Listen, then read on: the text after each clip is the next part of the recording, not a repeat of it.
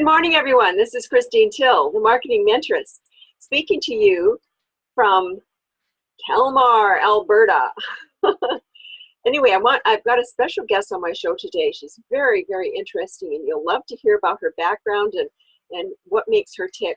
But I'm going to read you just a little bit about her first.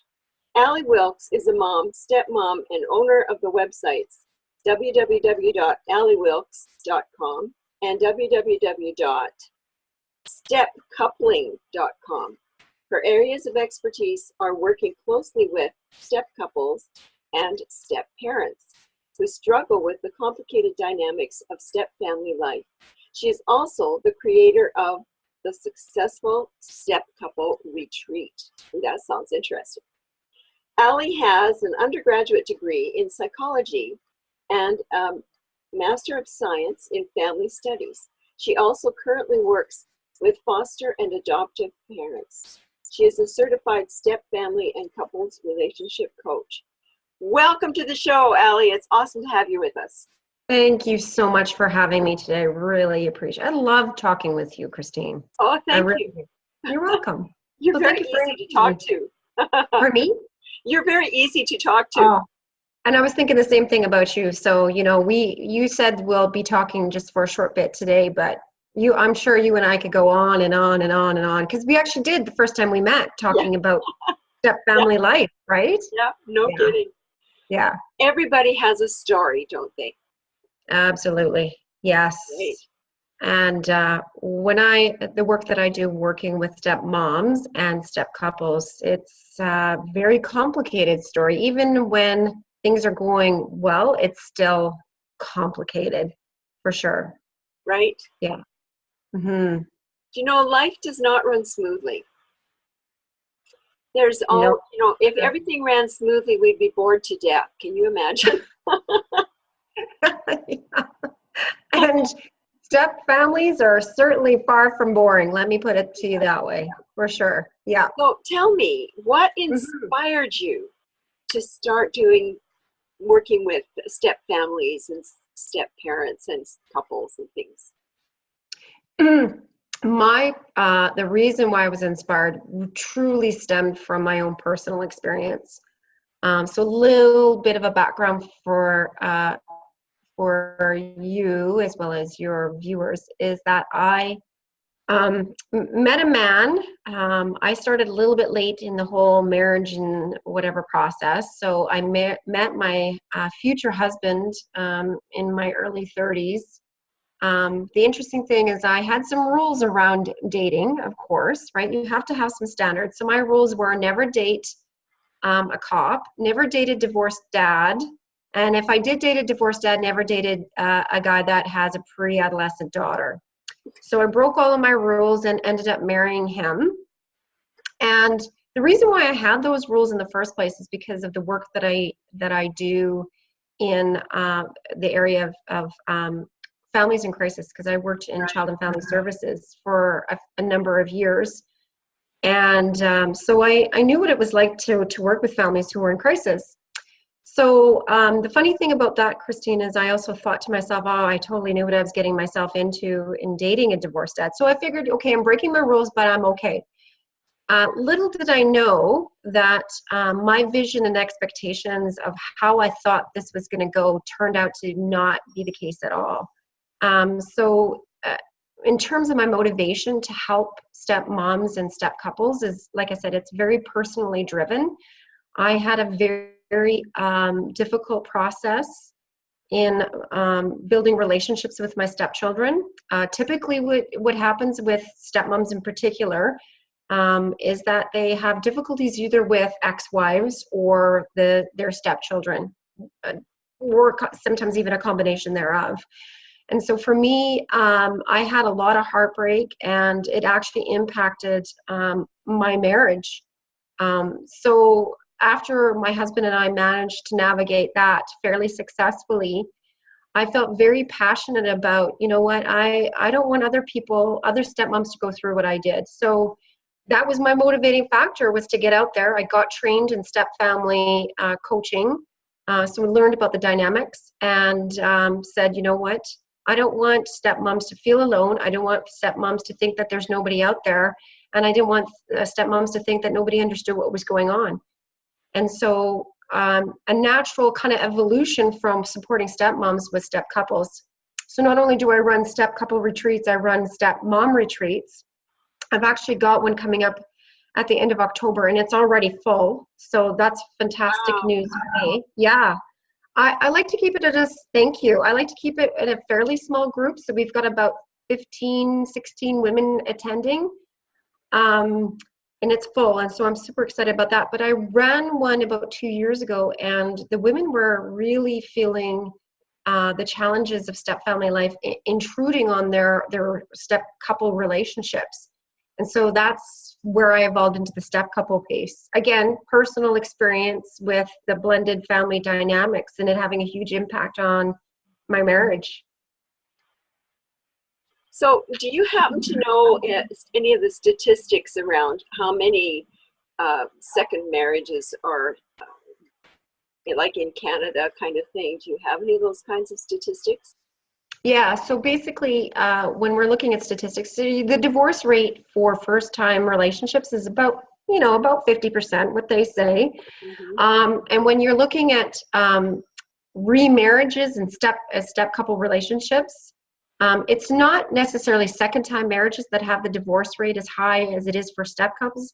It's the fact that there's children involved from previous relationships. So there's a simple step family. I'll just give you a little information. Simple step family is what I joined. I didn't have any children. He did. So that's a simple step family.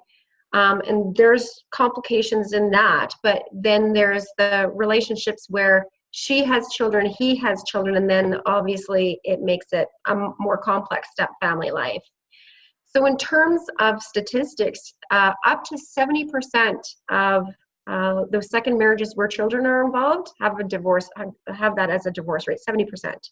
Wow. And I can go up from there in terms of third time marriages. But it's the pieces of the kids and ex-wives and ex-husbands that make that divorce rate as high as it is. Yeah. Yes, I can totally relate. I'm in a step family relationship too. We talked about it. It is really a challenge because you bring the garbage from your previous relationship and family relationship, and everybody, the kids and the parents, they have this garbage, I call it, that's attached to them, and they need to have help to somehow get rid of it or deal with it, right? Mm-hmm. Mm-hmm. Yeah, absolutely. And that's one of the things I took over a well-established business. It was an author, right, and a therapist down in the States, and she wrote the book StepCoupling, which, by the way, is a fantastic read and a wonderful resource. Her name is Susan Wisdom. So I took over her business, and one of the things that she talks about in her book, and that just hit home and resonated really powerfully for me, was that in order to have a successful second marriage, you have to have a good divorce. So a good second marriage comes from a good divorce. And I'm not saying you have to be BFFs with your ex-wife or ex-husband, and you can agree on everything and everything's amicable and perfect, and you're just BFFs, right? You get to hang out with each other and there's no noise and there's no complications. That's not what I'm saying. What I'm saying is that you have to have your resolution and come to a place of peace with your divorce before you move into the next relationship. Because if you're not, like you said, you're bringing your baggage with you, and the foundation of this new relationship is a really, really rocky ground. Right. Yeah. I can totally understand. So do you have workshops on a regular basis, or do you mostly work by appointment, one-on-one? So funny thing is that this is really new. My business is fairly new, and it's really started to take off over the last little while, which is great news.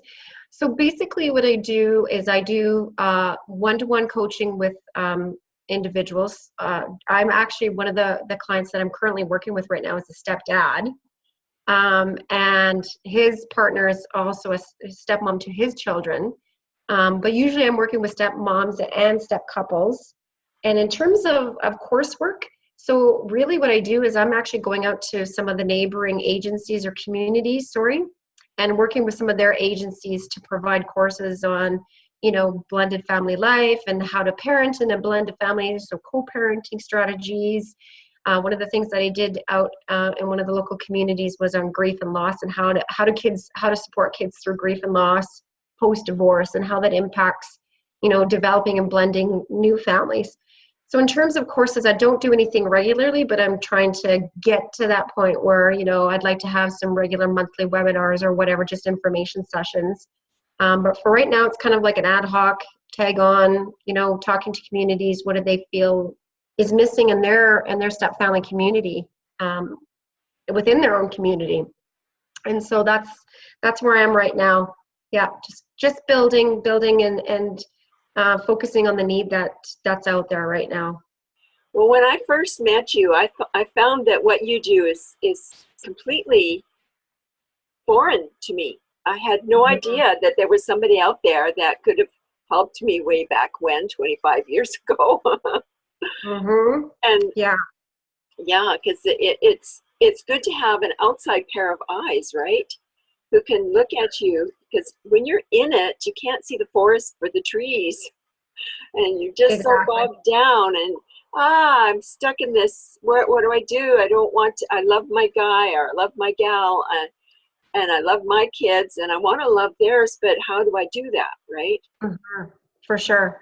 Yeah, and like I said, even when things are going well, it's still really, really complicated. And like you said, I didn't have anybody to coach me through this. I had no idea where to turn. I didn't even know what books to look for. I mean, now you can just go on Google. My husband and I have been together for 14 and a half years, and obviously Google and all of the information out there has really exploded. But back then, same thing. It's like, what do I do?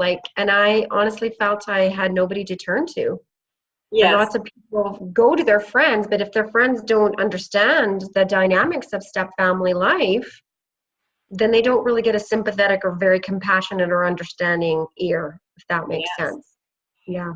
Yes, we had a talk once at Womanition, the networking group I belong to. I think you belong to it too, right? Yeah. Yes, I do. And the gal spoke about how the divorce affects the family, how it affects the children, and I was astounded. I can't remember the statistics she shared with us, but the number of kids that become drug addicts, they get involved with drugs, or they get involved with narcotics of some sort. It's really, I was shocked. Yeah, and I'm trying to remember the statistics too. It's somewhere around 30%. But here's the thing. I mean, if we look at it comparison to other family situations, that mental health issues are much more common in divorced families, but they're also common in general. So part of the thing too that in the work that I do is I kind of dispel those myths, if you will, about step families. And lots of people think, oh my God, if I get divorced, then I'm damaged goods, and my children are going to be like the walking wounded. And that's not necessarily true. I mean, there are some extra challenges that blended families have to navigate, divorced couples have to navigate in terms of children. But research also shows, Christine, that if they can have a successful blended family, where the children are feeling calm and at peace, and people are getting along and children's needs are met, it's no different than had they not been divorced at all, or come from a divorced family at all. So statistics show that successful step families are really no different than first-time families. If it's navigated well, though, that's the key piece. That's right. I've noticed in our children, of my kids, we have no divorces yet, knock on wood. And they've all been married for over 10 years. Fantastic. The youngest one's just newly married. but Mm-hmm. they seem to be very happy with their marriages. But That's that good news. that could also be because they see peace between exes and new ones, steps, right? Absolutely. And Yeah. everybody is accepting them and loving them for where they're at and who they are, and not putting these heavy expectations on their shoulders. Yeah, for sure. Absolutely.